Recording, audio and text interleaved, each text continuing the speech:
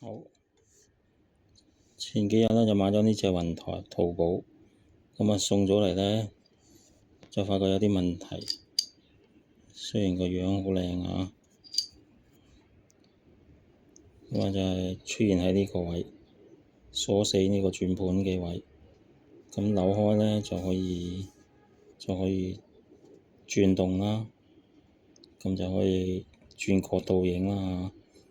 咁照道理鎖死佢就唔轉得嘅，但係鎖死咗之後咧，佢呢個係喐得嘅，睇唔睇到？喐嘅佢係太渣啦！呢啲質量，特登 send 件有問題嘅貨畀我啊！嫌等啲人嫌香港退貨麻煩，又唔退貨係嘛？太垃圾。